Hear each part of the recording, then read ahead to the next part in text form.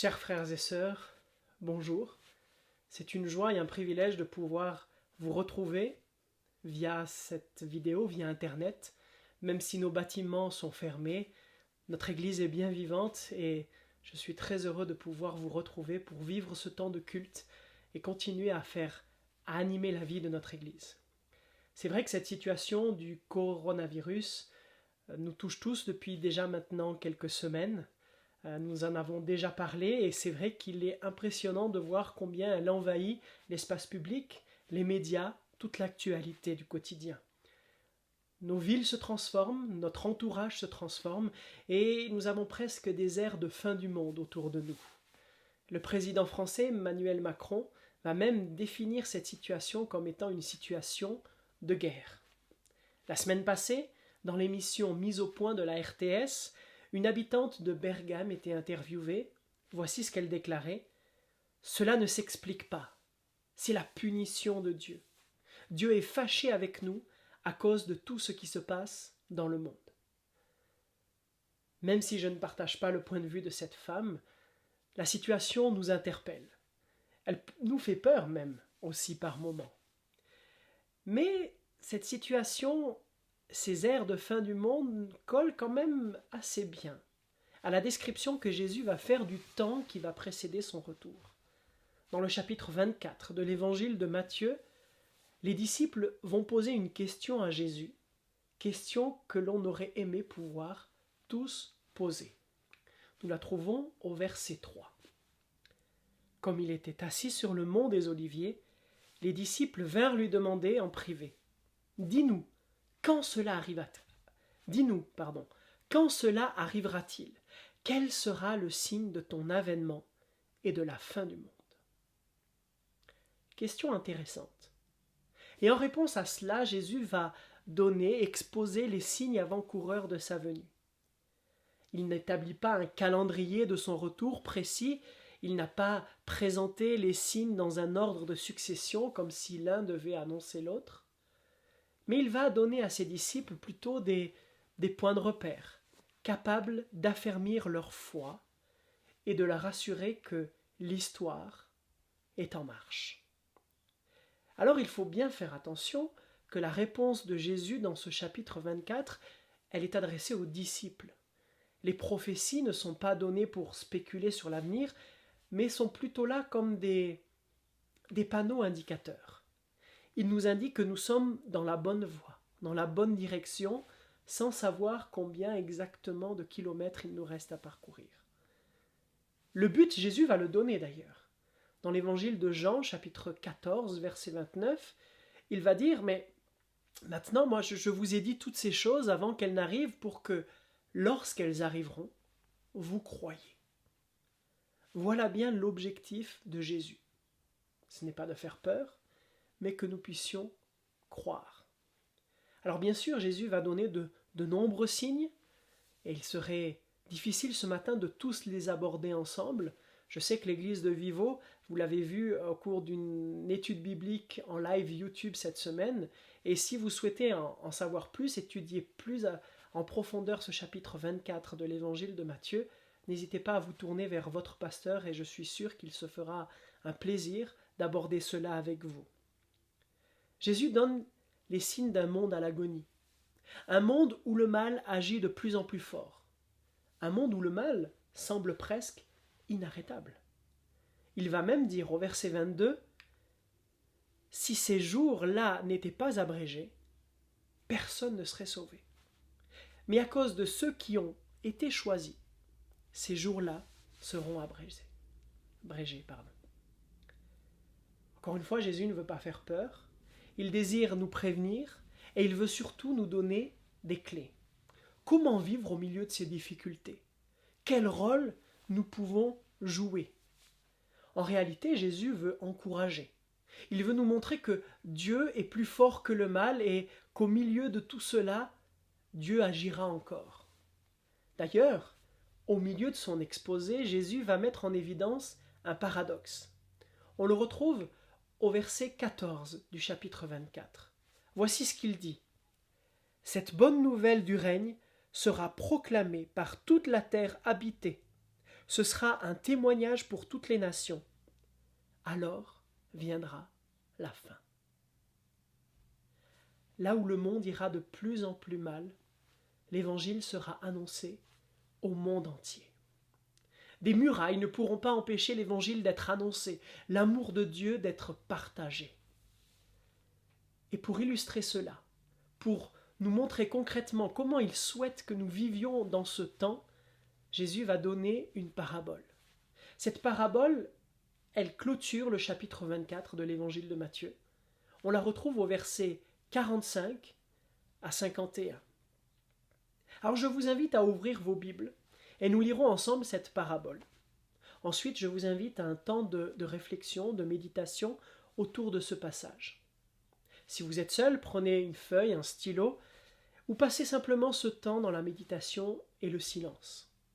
Si vous êtes plusieurs dans votre foyer, partagez en famille sur ce que vous apporte ce texte. Je vous invite à le lire ensemble. Matthieu 24, les versets 45 à 51. Le serviteur fidèle et intelligent, qui est-ce?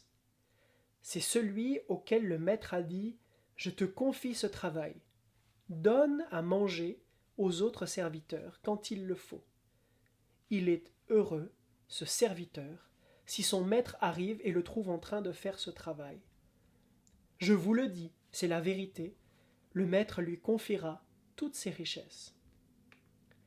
Mais supposons ceci, le serviteur est mauvais. Il se dit « Mon maître ne revient pas vite » et il se met à frapper ses camarades de travail. Il mange et il boit avec les ivrognes. Alors le maître va venir un jour où son serviteur ne l'attend pas, et à une heure qu'il ne connaît pas. Il chassera ce serviteur, il le punira, comme Dieu punit les hommes faux. Et le serviteur pleurera et grincera des dents. Je vous invite à vivre maintenant ce temps de réflexion et de partage. Peut-être 2 questions qui pourront vous accompagner.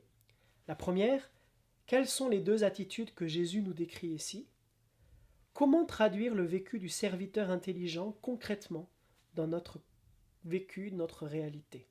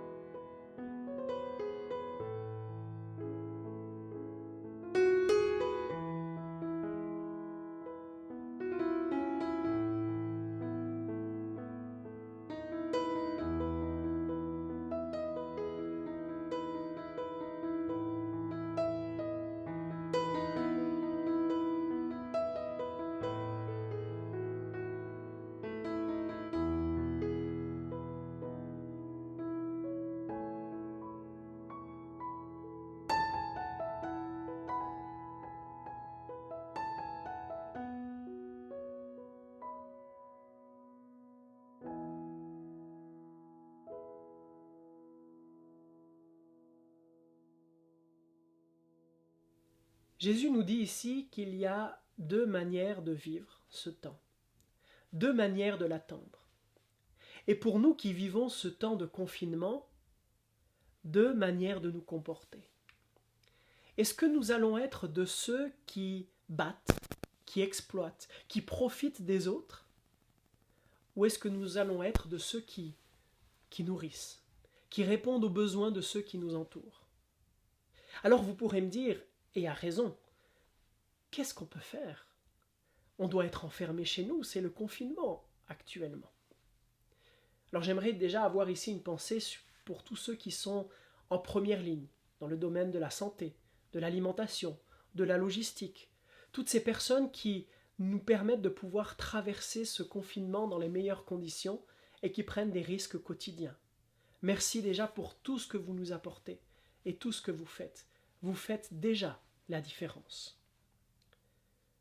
Mais qu'en est-il pour nous autres qui restons chez nous? On peut peut-être aussi parfois douter des circonstances, mais douter aussi de nos propres capacités. Qu'est-ce que je peux, moi, apporter? Je n'ai pas de don, je n'ai pas de talent, surtout dans des circonstances actuelles. Je ne peux pas faire une différence. Je n'ai pas vraiment de potentiel. Nous pouvons parfois être bien aveugles pour déceler le potentiel des gens, et parfois, tristement, aussi pour déceler notre propre potentiel. Pour illustrer cela, j'aimerais vous poser deux questions.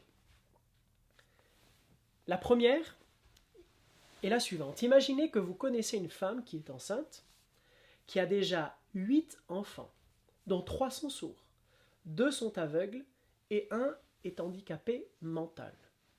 Cette femme enceinte a en plus la syphilis. Est-ce que vous lui conseilleriez d'avorter? Je vous invite à réfléchir à cette question et je vous pose la deuxième. Nous répondrons aux deux questions ensemble à la fin. Deuxième question. Vous devez élire le nouveau leader mondial et c'est votre vote qui va être le vote décisif. Vous avez 3 candidats, 3 CV devant vous. Premier CV, il s'associe à des politiciens corrompus, il consulte les astrologues, il a 2 maîtresses, il fume beaucoup et boit 8 à 10 martinis par jour. Deuxième CV, il s'est fait renvoyer 2 fois de son travail, il s'endort avant midi, il a utilisé de l'opium au collège et il boit du whisky tous les soirs. Troisième CV maintenant, c'est un héros de guerre décoré, il est végétarien, il ne boit pas et il n'a jamais trompé sa femme. Quel est votre choix? Si vous choisissez le candidat numéro 1, vous avez choisi Franklin Roosevelt. Si vous choisissez le candidat numéro 2, vous avez choisi Winston Churchill. Et si vous choisissez le candidat numéro 3, vous avez choisi Adolf Hitler. Pour revenir à la première question que je vous ai posée, si vous conseilleriez à cette femme d'avorter, vous avez tué Beethoven. Voilà 2 simples questions qui, de manière un peu humoristique et ludique, je crois nous montrent une réalité. Nous manquons souvent le potentiel des gens.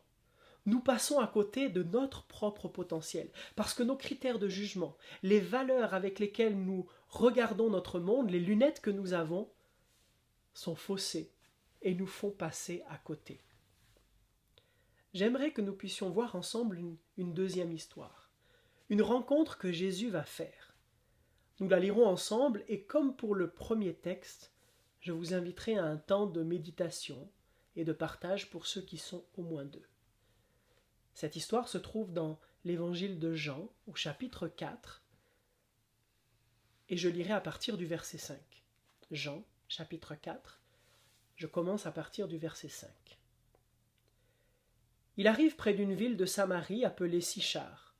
Elle est près du champ que Jacob a donné à son fils Joseph. À cet endroit, il y a le puits de Jacob. Jésus est fatigué par le voyage et il s'assoit au bord du puits. Il est à peu près midi. Une femme de Samarie vient chercher de l'eau. Jésus lui dit « Donne-moi à boire ». Ses disciples sont allés à la ville pour acheter à manger.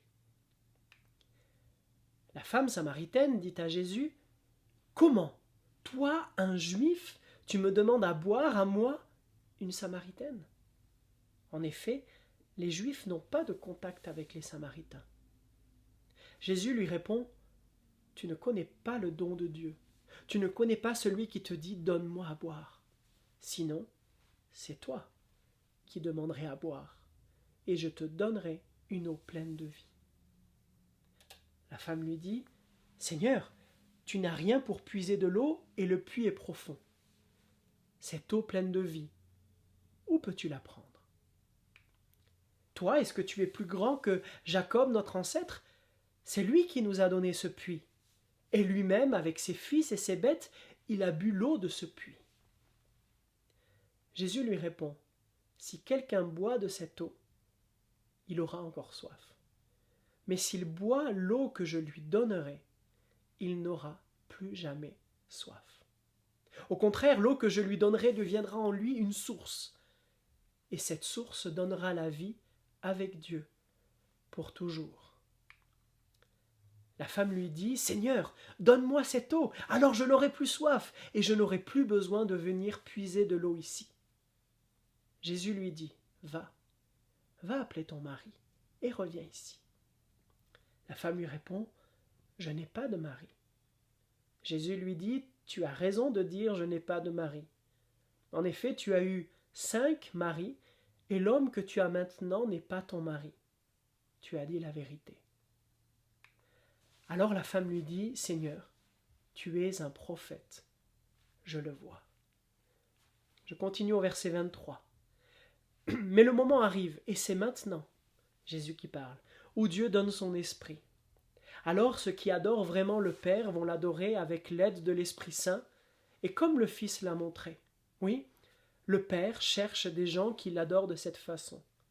Ils doivent l'adorer avec l'aide de l'Esprit Saint, et comme le Fils l'a montré. » La femme dit à Jésus, « Je sais que le Messie va venir, celui qu'on appelle Christ, et quand il viendra, il nous expliquera tout. » Jésus lui répond, « Le Christ, c'est moi qui te parle. » À ce moment-là, les disciples reviennent. Ils sont étonnés parce que Jésus parle avec une femme. Pourtant, personne ne lui demande « Qu'est-ce que tu veux » ou « Pourquoi est-ce que tu parles avec elle ?» Alors la femme laisse son récipient à cet endroit, elle part à la ville et elle commence à dire aux gens, « Venez voir, j'ai rencontré un homme qui m'a dit tout ce que j'ai fait.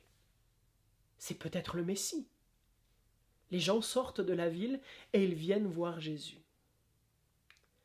Beaucoup de Samaritains, verset 39, de la ville de Sichar se mettent à croire en Jésus à cause des paroles de la femme. En effet, elle leur a affirmé « Cet homme m'a dit tout ce que j'ai fait. » Quand les gens arrivent auprès de Jésus, ils lui demandent « Reste chez nous !» Et pendant 2 jours, Jésus reste là. Alors les Samaritains sont encore plus nombreux à croire en lui parce que c'est lui-même qui leur parle. Ils disent à la femme « Maintenant nous ne croyons plus seulement à cause de ce que tu as dit, mais nous l'avons entendu nous-mêmes et nous le savons. Le Sauveur du monde, c'est vraiment lui. » Je vous invite maintenant à ce temps de réflexion, encore ici avec quelques questions pour vous accompagner. 3 questions. Comment Jésus révèle le potentiel de cette femme? Comment témoigne-t-elle de sa rencontre? Et comment réagissent ceux qui ont reçu son témoignage?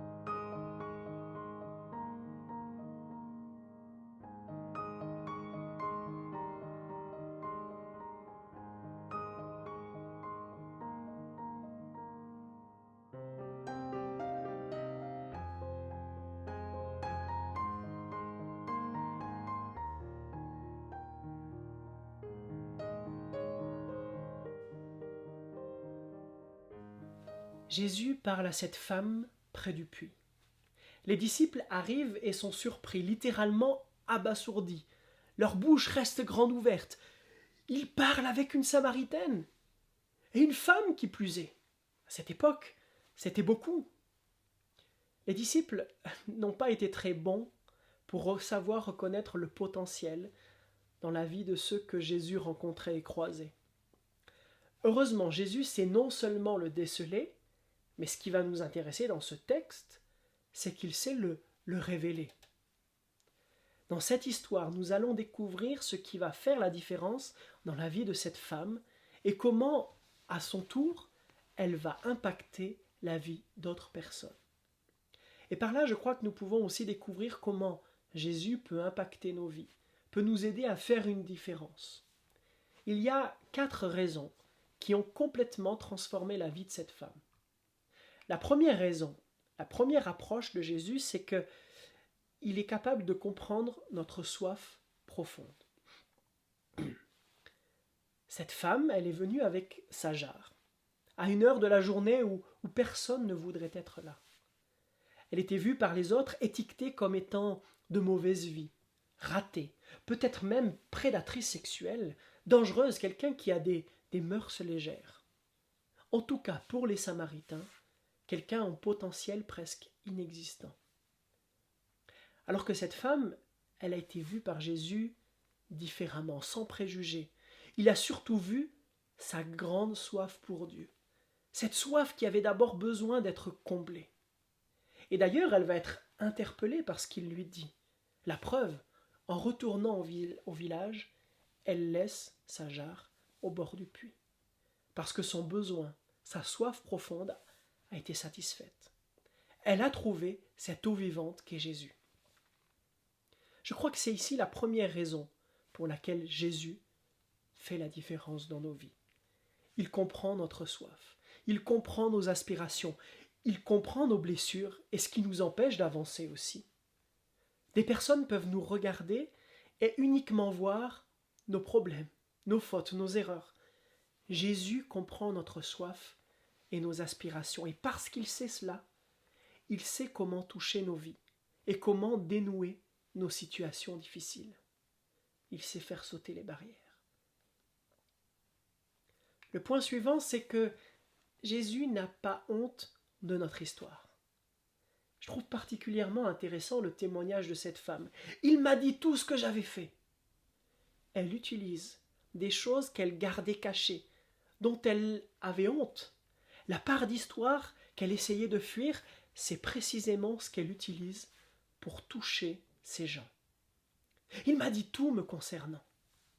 Comment un tel changement peut être possible? Eh bien, je crois que c'est la manière dont la grâce de Dieu s'occupe de nos fautes, de nos erreurs, de notre péché. C'est une véritable puissance, la puissance de la grâce. Quand nous voulons raconter notre histoire ou témoigner parfois, on veut surtout parler de nos réussites, des grandes choses que nous vivons avec Dieu. On ne va surtout pas parler de nos combats, de nos luttes ou de nos échecs. Mais parfois, dire comment Dieu s'occupe de nos erreurs peut montrer toute la puissance de sa grâce. Jésus n'a pas honte de notre histoire. Il n'avait pas peur de l'histoire de cette femme. Elle a utilisé toutes ces choses négatives sur elle pour montrer quel homme de grâce il est. Le point suivant, c'est que Jésus peut utiliser nos doutes. Regardez la deuxième partie de son témoignage. Se pourrait-il que ce soit le Christ? Littéralement, dans le texte grec, c'est plein de doutes, elle dit. On pourrait le traduire ici comme presque, mais il n'y a pas moyen que ce soit le Messie, je ne peux pas y croire. Et pourtant, Jésus l'a tellement touchée que même à travers ce doute, même si elle n'a pas tout compris, elle peut quand même témoigner. Et je crois que ça nous apporte une leçon importante. Nous n'avons pas besoin d'avoir une foi complète pour suivre Jésus, pour faire une différence, pour toucher les gens autour de nous.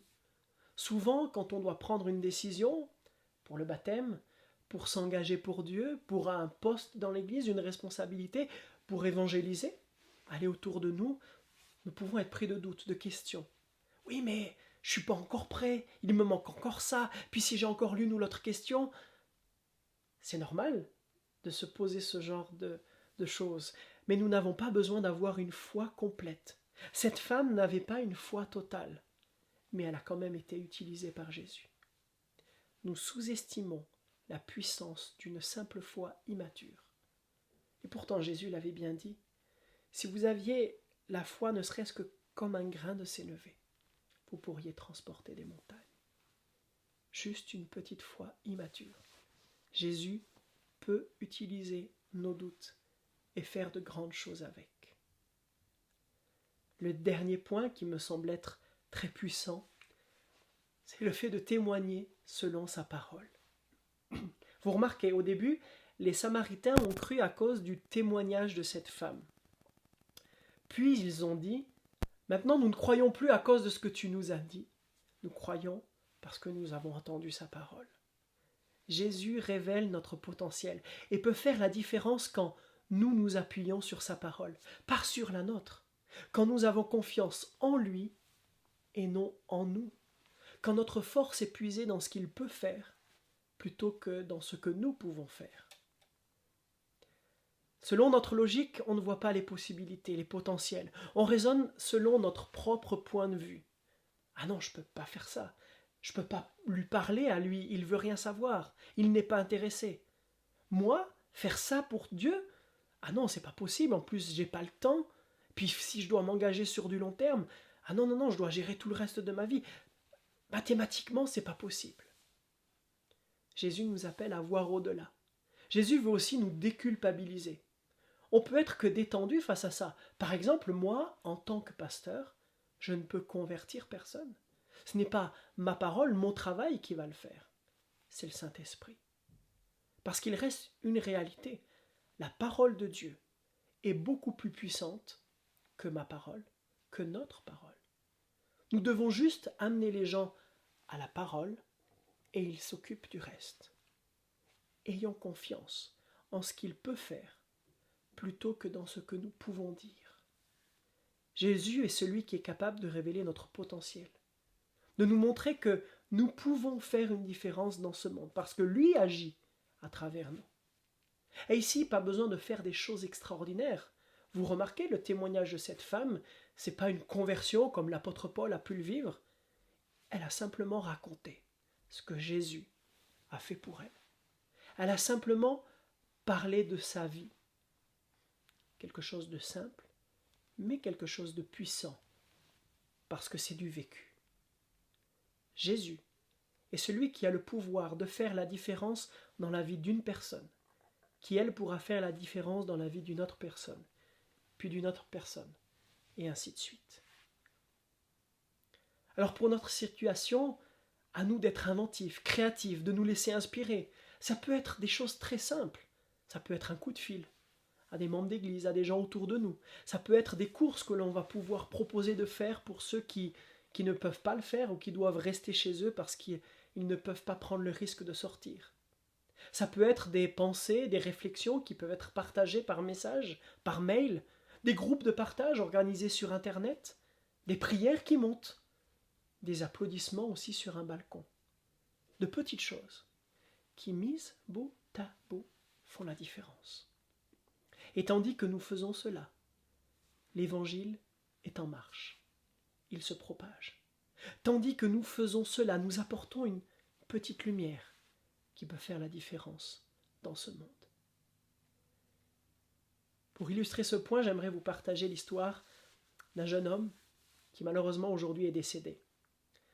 Les jeunes des églises de Genève s'en rappelleront sûrement puisque je leur ai partagé ce témoignage il y a 2 ans lors de la semaine de prière. Et il s'agit d'un jeune Canadien. On pense à notre Canadien national, Regan, qui est à Genève. Ce Canadien, c'est Terry Fox. Je vous laisse découvrir son histoire.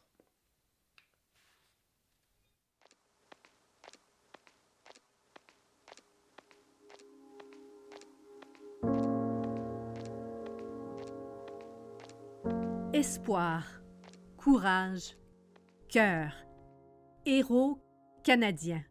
Terry Fox a inspiré toute une nation avec son remarquable Marathon de l'espoir en 1980. Il a montré à tout un pays ce qu'est le vrai courage. I know I got a lot of positive attitude, and I think I can do it. Il a entrepris de courir un marathon par jour, de traverser le Canada, ce qui représente 42 kilomètres chaque jour sur une jambe artificielle. Son projet était d'amasser 1 million de dollars pour la recherche sur le cancer. Il nous a montré à rêver, à aider ceux qui sont dans le besoin, à croire que tout est possible, qu'on peut faire des miracles en y mettant du cœur. Il inspire toujours notre pays qui compte aujourd'hui 36 millions d'habitants. Le 12 avril 1980, Terry est sur sa ligne de départ à l'extrémité est du Canada, 3 ans après avoir reçu un diagnostic de cancer des os et subi une amputation de la jambe droite. Terry Fox trempe sa jambe artificielle dans l'océan Atlantique à St. John's à Terre-Neuve. Son marathon de l'espoir commence. Une vague d'espoir allait s'abattre sur le pays. Un jeune homme joguant sur l'autoroute, son meilleur ami et son frère tout près derrière lui. Bien vite, les dons ont commencé à arriver de partout. Terry a donc revu son objectif à 24 millions de dollars, ce qui représentait 1 dollar par Canadien à l'époque. Le pays en entier lui a offert son soutien. Ce périple allait changer à tout jamais le Canada et toucher le cœur de millions de personnes. Terry Fox était déterminé à ne pas laisser la maladie l'arrêter. Il n'avait que 18 ans quand il a perdu sa jambe. Il n'a jamais oublié ce qu'il a vu à l'hôpital. Kids my age and younger, and you just can't leave something like that and forget it. And I couldn't anyway. I had to try and do something about it. Le cancer avait pris sa jambe, mais pas son énergie. Sa détermination était sans borne et rien n'allait en venir à bout, pas même la pluie ou la neige. Une persévérance à toute épreuve, une bravoure bien canadienne et une volonté de changer les choses.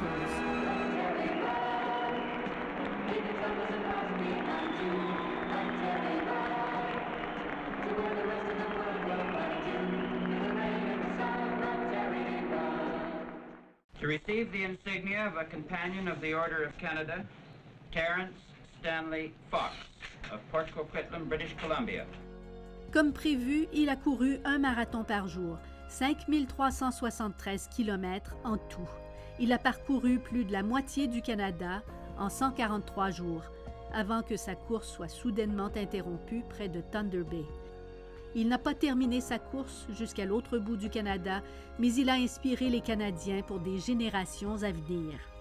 The cancer had spread, and now I've got cancer in my lungs. And we got to go home and try and do some more treatment. But all I can say is if there's any way I can get out there again and finish it, I will. Terry Fox est décédé le 28 juin 1981. Il n'avait que 22 ans. Son départ nous a profondément attristés, mais il nous a appris beaucoup sur nous-mêmes. Son héritage reste bien vivant grâce à la course Terry Fox. Des millions de personnes au Canada et dans le monde entier y participent chaque année. Des écoles portent son nom à l'échelle du Canada, influençant une toute nouvelle génération de jeunes Canadiens. You know, it was an incredibly special and emotional time when I arrived at Thunder Bay and had a chance to actually be at the statue, the place where Terry had been forced to abandon his journey. La Fondation Terry Fox a amassé plus de 700 millions de dollars à l'échelle mondiale pour la recherche sur le cancer. Un geste altruiste qui a fait la plus grande des différences, un brillant exemple de courage, d'esprit canadien, de bonté, de ce que cela signifie de lutter contre l'adversité et de la vaincre. Rêver, croire, ne jamais abandonner.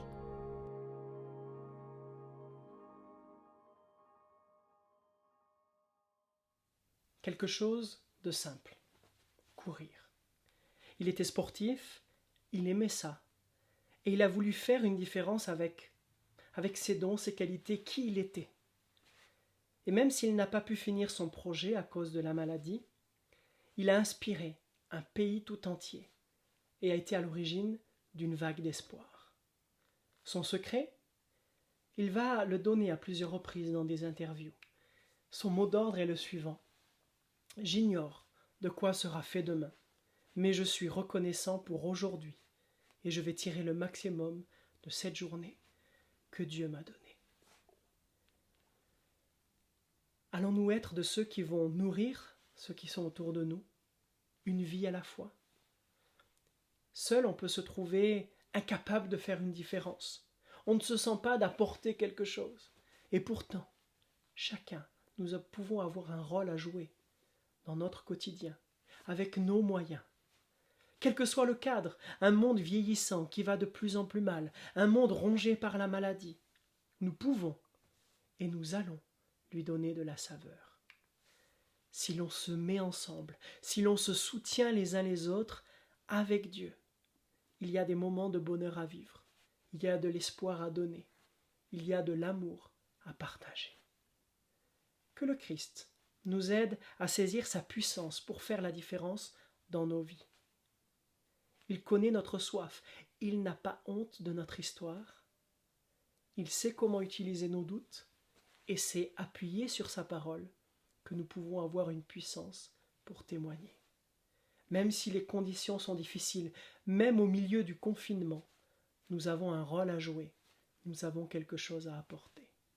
Que le Seigneur nous guide et nous inspire pour vivre au milieu de cette pandémie et nous aide à être une petite lumière de son amour. Amen.